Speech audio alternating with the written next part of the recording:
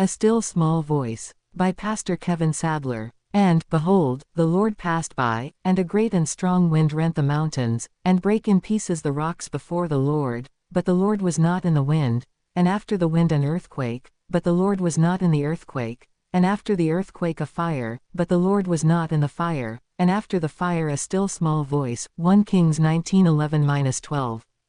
After Elijah fled to Mount Horeb, God patiently worked with the prophet to bring him out of his despondency.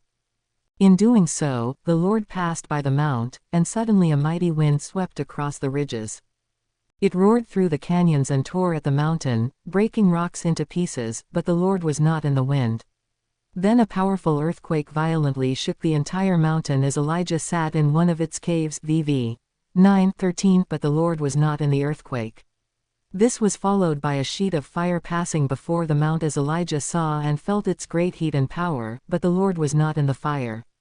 When the wind stopped blowing, when the earth stopped trembling, and when the fire disappeared, there was stillness on the mountain. In the intensity of that silence came a still small voice.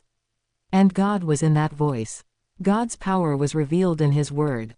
As we learn about Him through the pages of His holy Word, the Lord speaks to us with a gentle and quiet voice. This is where God's power is revealed to us. God's still, small voice brings His mighty word to the listening ears and hearts of those who spend time in it.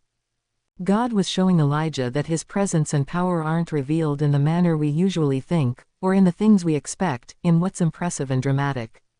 We often think of God working in the spectacular, colossal, extraordinary, bright, loud, ground-shaking things. But often, He's not in those things. Almighty God does His work quietly, often imperceptibly, like a soft whisper. God most often works in tones of gentle love and quiet persuasion.